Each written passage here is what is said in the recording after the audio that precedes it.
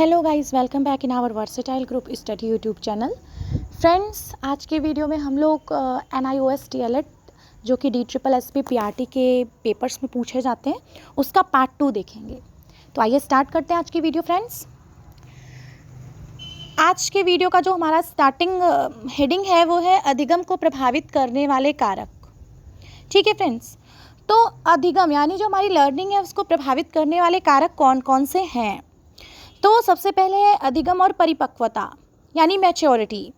परिपक्वता वृद्धि की प्रक्रिया, विकास की प्रक्रिया से संबंधित होती है और यह परिवर्तनों का वर्णन करती है जो अपेक्षाकृत वातावरण के प्रभाव से स्वतंत्र है, और यह माना जाता है कि यह परंपरावाद के प्रभाव से पूर्ण रूप से संबंधित है। कहने का ये मतलब है फ्रेंड्स कि जो अधिगम है, जो हमारा लर्निंग का प्रोसेस है, वो वातावरण के साथ व्यक्तिगत पारस्परिक क्रिया द्वारा प्राथमिक आकार है। यानी जो अधिगम है वो वातावरण और आनुवंशिकता दोनों से प्रभावित होता है। ठीक है, तो सबसे पहला जो हमारा कारण आएगा, जो कारक आएगा, जो फैक्टर आएगा अधिगम को प्रभावित करने वाले कारक में, तो फर्स्ट तो यही आएगा अधिगम और परिपक्वता। सेकंड जो हम लोग लेंगे इसमें आएगा सीखने की तत्परता। ठीक है, तो जब बच्चे कक्षा में अधिगम सामग्री का प्रबंध कर रहे हैं तब आपको बच्चे के पास असावधानी के साथ आना चाहिए। जब वे आपके प्रश्नों का उत्तर नहीं देते हैं तब आप उनसे नाराज़ हो जाते हैं, ऐसा क्यों हुआ, क्या आपने कभी इसके बारे में बच्चों से बातचीत करने की कोशिश की।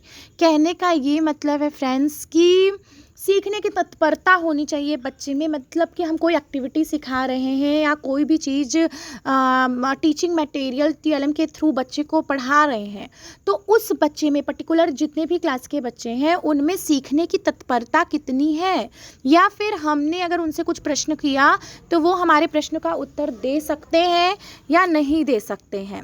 तो बच्चों के लिए जो शारीरिक और सामाजिक कारण जो हैं, बहुत सारे ऐसे कारण होते हैं, फैक्टर्स होते हैं जो शारीरिक कारक हो सकता है, सामाजिक कारण हो सकते हैं, जिनके कारण बच्चा जो है वो सीखने के लिए तैयार नहीं हो पाता है, या कभी कभी उसकी शारीरिक परिपक्वता या बौद्धिक परिपक्वता से संबंधित भी कुछ कारण होते हैं, कुछ फैक्टर्स होते हैं जिनकी वजह से बच्चा जो है वो सीखने में असमर्थता महसूस करता है। मानसिक तत्परता के लिए अगर बात कर ली जाए तो अगर हम भाषा अधिगम की बात करें तो जब बच्चा प्राथमिक स्तर पर होता है तो उसको कठिन शब्दों और वाक्यों को से सीखने की अपेक्षा नहीं की जाती है। कहने का ये मतलब है कि अगर प्राइमरी लेवल का बच्चा है तो उससे हम बहुत ही ज़्यादा हार्ड सेंटेंस नहीं दे सकते या बहुत टफेस्ट वर्ड नहीं दे सकते। मतलब प्राइमरी स्टैंडर्ड के लेवल के अकॉर्डिंग ही हम बच्चे को आगे सिखाएंगे, अधिगम कराएंगे। ठीक है, तो ये जो अधिगम को प्रभावित करने वाले कारक है उसमें परिपक्वता होना, दूसरा कि उसके सीखने की तत्परता, ये चीज़ें बहुत ही ज़्यादा मेज़र करती हैं। आगे फ्रेंड्स हम लोग बात कर लें कि अधिगम का वातावरण ये बहुत ही ज़्यादा ज़रूरी है। मतलब कि अगर हम कोई भी चीज़ किसी को सिखा रहे हैं तो उसका वातावरण कैसा है। कहने का ये मतलब है कि जो प्रभावशाली शिक्षा है उसके लिए विद्यालय का वातावरण जो है वो अधिगम के अनुकूल होना आवश्यक है। यानी समय और स्थान के अनुसार अधिगम व शिक्षण प्रक्रिया में परस्पर क्रिया की अनुमति होना आवश्यक है।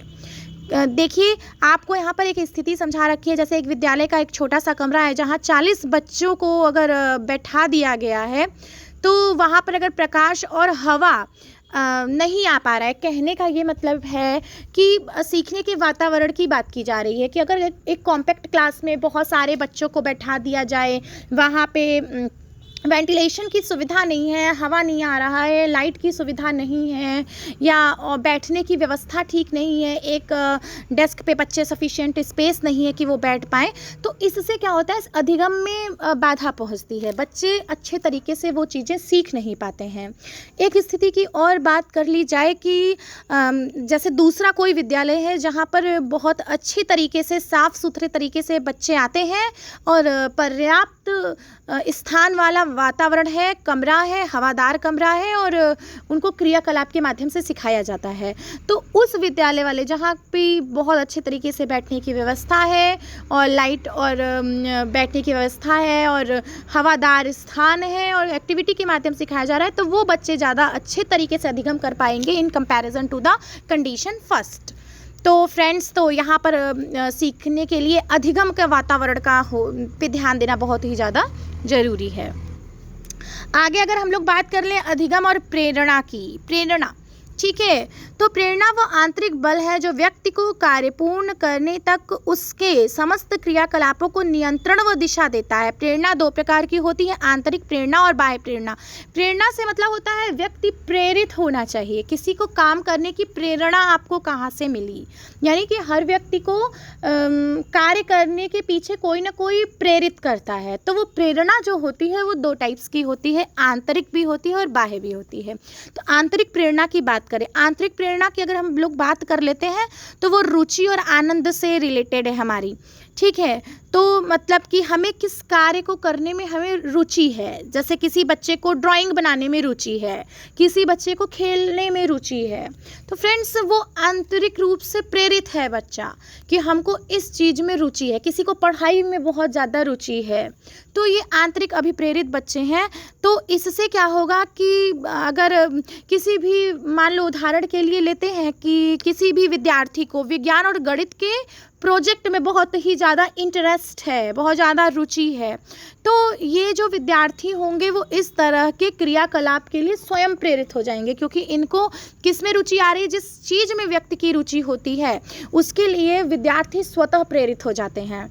उसमें कुछ बाहर उनको फोर्स नहीं अप्लाई करना होगा, यानी कि बाहर से अभी प्रेरणा दे रहा है या फोर्सली हम उनको इसमें ले जा रहे हैं, तो नहीं, उनको जिस क्षेत्र में रुचि होगी वो विद्यार्थी आंतरिक रूप से स्वतः अभिप्रेरित हो जाएंगे। बाह्य प्रेरणा की बात कर लें, बाह्य प्रेरणा देखिए क्या होता है कि अगर कोई छात्र है वो माता पिता की डांट से बचने के लिए या उन्हें नाराज न करने के लिए गृह कार्य कर रहा है, तो वो बाहरी प्रभावों से प्रेरित है। फ्रेंड्स देखिए कि इसमें क्या होता है कि जब कभी भी टीचर ने होमवर्क दिया या माता पिता ने कुछ होमवर्क दिया कि स्कूल वर्क क्या मिला है, तो बच्चे क्या करते हैं जनरली कि उस वर्क को कंप्लीट करते हैं और कंप्लीट करके इस डांट से बचने के लिए कंप्लीट करते हैं। मतलब बहुत ज़्यादा उनके ऊपर फोर्स अप्लाई होता है कि ये कार्य तुम्हें करना ही करना है।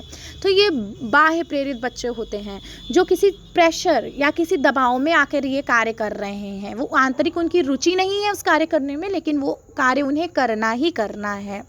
दूसरी बात कि इसमें इनाम आया, प्रशंसा हुआ, पैसे, अंक, ये सारी चीज़ें बाह्य प्रेरणा को बहुत ही ज़्यादा प्रभावित करते हैं।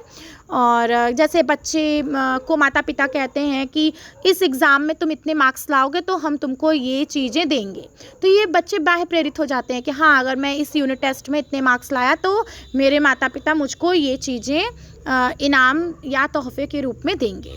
सो फ्रेंड्स, ये हो गई बाह्य प्रेरणा की बात। अब इसमें एक टॉपिक आता है, बच्चा कैसे सीखता है, मतलब कि लर्निंग जो हो रही है, अधिगम हमारा टॉपिक चल रहा है, उसमें बच्चा सीख कैसे रहा है। तो साधारण वाक्यों में अपनी भावनाओं को अभिव्यक्त कर सकते हैं। और जैसे कि आपको यहाँ पर दे रखा है कि एक अध्यापक हैं जो प्राथमिक विद्यालय से हैं और वो एक नए प्रवेश करने वाले बच्चे से बातचीत करते हैं और उसकी बातचीत करने की सूचना एकत्र कर रहे हैं। तो बच्चे से बातचीत करके उन्हें क्या सूचना मिली कि वो अपने भावनाओं को अभिव्यक्त कैसे कर रही है। दूसरी बात कि वो किस काल का उपयोग कर रही है। तीसरी बात कि उससे कुछ क्वेश्चंस पूछे जा सकते हैं जनरली कि आपने दोपहर के भोजन में क्या खाया, कौन सा खेल खेला, आपके घर कौन आया था। और अगर वह जिज्ञासु है तो वो बहुत सारे प्रश्न पूछती है और अध्यापक के कथन के अनुसार कार्य करती है, अपने पसंद के अनुसार कुछ गाने गाती है और अपने बच्चों के साथ, जो भी कक्षा के बच्चे हैं उसके सहपाठी हैं, उनके साथ वो खेल के नियमों का मजबूती से पालन करते हुए खेलती है। तो फ्रेंड्स, मतलब हमारा जो टॉपिक है कि बच्चा कैसे सीखता है, तो बच्चा सीख कैसे रहा है, ये जानकारी एकत्र करने के लिए पहले एक शिक्षक को क्या करना होगा, बच्चे के साथ वार्तालाप करनी होगी। वार्तालाप करने के बाद ही ये कुछ उससे क्वेश्चंस पूछने होंगे, उसके कुछ क्वेश्चंस पूछने का उसे भी मौका देना चाहिए। उसके अकॉर्डिंग ही हम जान सकते हैं कि बच्चा का लर्निंग प्रोसीजर जो लेवल है वो कहाँ तक पहुँचा है। ठीक है फ्रेंड्स, तो ये बात हो गई कि बच्चे कैसे सीखते हैं। तो अब हम लोग नेक्स्ट टॉपिक पे आएंगे कि अनुकरण मतलब क्या? अनुकरण मतलब आपको देख करके आपका मतलब अनुकरण करना, जैसा आप कर रहे हैं वैसा बच्चों की हैबिट होती है, जैसा वो बड़ों को करता दिखते हैं ठीक वैसे ही वो भी बिहेव करने लगते हैं। तो बहुत सारे व्यक्ति होते हैं जो किसी भी कार्य को अनुकरण से, व्यवहार के अवलोकन से और बहुत सारे अन्य क्रियाओं से भी सीखते हैं। और जो बहुत सारी ऐसी क्रियाएं होती हैं जिससे बच्चों को नए नए अनुभव मिलते हैं, व्यवहारिकता मिलती है और बच्चे उन चीज़ों को सीख लेते हैं बड़े आसानी से। तो अब जैसे बच्चे होंगे तो वो माता पिता, अपने सहोदर, अपने अध्यापक या कोई वयस्क सदस्य के अनुकरण ही करेंगे, क्योंकि जिसके कांटेक्ट में रहेंगे बच्चे तो उसी का अनुकरण करेंगे। और अनुकरण करेंगे तो जब से कि स्कूल वगैरह है तो उसमें बच्चों को क्या कहा जाता है कि बहुत सारी पौराणिक कथाओं और आदर्शों का उन्हें पढ़ाया जाता है। जैसे गांधी जी हो गए, नेहरू के बारे में पढ़ाया गया, और श्री राम के बारे में पढ़ाया गया, ईसा मसीह के बारे में पढ़ाया गया, श्री कृष्ण के बारे में पढ़ाया गया। बहुत सारे एक्टर्स हैं, खिलाड़ी हैं, इन लोग की जीवनी पढ़ाई जाती है। तो पढ़ाई क्यों जाती है कि बच्चे उनसे इंस्पिरेशन लेंगे और उन्हीं की तरह बनने की कोशिश करेंगे। तो ये सब जो हमारे आदर्श हैं या आइडियल पर्सन्स कहे जाते हैं वो क्या होते हैं? ये सांकेतिक आदर्श होते हैं। और इस तरह बहुत सारे महान हस्तियों के उदाहरण दे दे करके हम लोग बच्चों को अनुकरण करना सिखाते हैं।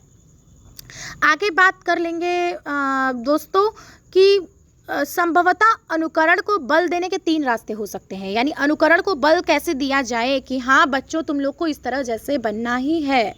तो सबसे पहला कार्य है कि प्रत्यक्ष प्रशंसा या इनाम प्रदान करके।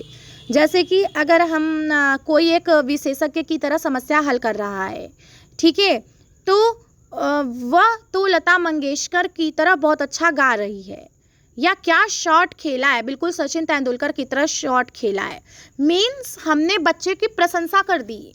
और उसको जैसे किसी बच्चे की सिंगिंग में रुचि है, वो अनुकरण करके गा रही है, तो हमने उसकी प्रशंसा की, वाह तुम तो लता मंगेशकर की तरह गाते हो, ठीक है। तो ये फॉर एन एग्जाम्पल है। इस तरह से हम लोग बच्चे को प्रोत्साहित कर सकते हैं या अनुकरण करने के लिए प्रेरित कर सकते हैं।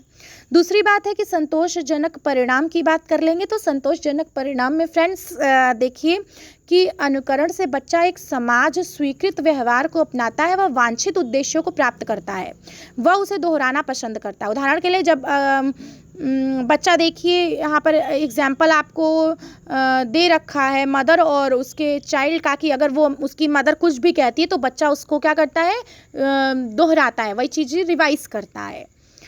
नेक्स्ट अगर हम लोग बात कर लें प्रतिनिधित्व पुनर्बलन की, तो इसके में आता है कि कभी कभी बच्चा दूसरों के अनुकरण को देखकर बिना किसी इनाम या संतोषजनक परिणाम के लालच के अनुकरण कर लेता है। इसके पीछे उसका तर्क होता है कि यदि दूसरों को ऐसा करने से लाभ प्राप्त हो रहा है तो मुझे भी होगा। कहने का ये मतलब है कि कभी कभी ऐसा होता है कि हम बच्चे को किसी तरह का भी कोई भी लालच नहीं देते कि तुम ये कार्य करोगे तो तुम्हें ये मिलेगा। वो क्या करता है कि सामने वाले को देखता है कि अरे इसको ये करने से प्रॉफिट हुआ तो हम भी ये करते हैं तो हमें भी ऐसा प्रॉफिट होगा। तो ये प्रतिनिधित्व पुनर्बलन है, ठीक है फ्रेंड्स। तो ये इस तरह से हम लोग बच्चे को अनुकरण में अभिप्रेरित कर सकते हैं, अनुकरण करने के लिए अभिप्रेरित कर सकते हैं। नेक्स्ट बात करेंगे फ्रेंड्स, अनुकरण के प्रभाव के बारे में बात करेंगे। तो अनुकरण के प्रभाव की 3 श्रेणियां होती हैं। तो पहला जो श्रेणी में आता है वो आदर्शीय प्रभाव आता है, यानी कि किसी भी आदर्श के अवलोकन के परिणाम स्वरूप अगर कोई व्यवहार किया जा रहा है तो वो आदर्शी व्यवहार में सम्मिलित होता है। और जो दूसरा आता है वो दमनात्मक या अदमनात्मक है, यानी कि किसी भी आदर्श को अगर दंडित होता हुआ देखने के परिणाम स्वरूप आदर्श के पथभ्रष्ट व्यवहार के प्रतिबंध से ये दमनात्मक प्रभाव से संबंधित है। और अदमनात्मक इसके विपरीत है, जब किसी आदर्श को पहले से सीखे हुए पथभ्रष्ट व्यवहार करने के कारण इनाम पाते हुए अवलोकन करता है। देख लीजिए फ्रेंड, दमनात्मक अदमनात्मक में आपको डिफरेंस यहीं पे आता है कि मान लीजिए आपका कोई आइडियल है और आइडियल कोई ऐसा गड़बड़ काम कर देता है जिसकी वजह से अगर उसको दंड मिलता है तो वो तो दमनात्मक की कैटेगरी में आ गया। लेकिन अगर आपका आइडियल कोई गलत कार्य कर रहा है, उसको पुरस्कार मिल रहा है, तो वो अदमनात्मक की श्रेणी में आ जाता है, ठीक है। तो उस तरह से भी बच्चे पे अनुकरण करने के लिए इफेक्ट पड़ता है। प्रकटीकरण का प्रभाव, प्रकटीकरण में देख करके है कि उसकी व्यवहारिक विशेषताओं के प्रतिक्रियात्मक कार्य से संबंधित है। ये एक तरह का समूह व्यवहार होता है, जैसे किसी खेल की घटना में या व्यक्ति दूसरे के व्यवहार को देख करके तालियां बजा रहा है, तो ये जो चीज़ें आती हैं वो आपका प्रकटीकरण प्रभाव में आती हैं।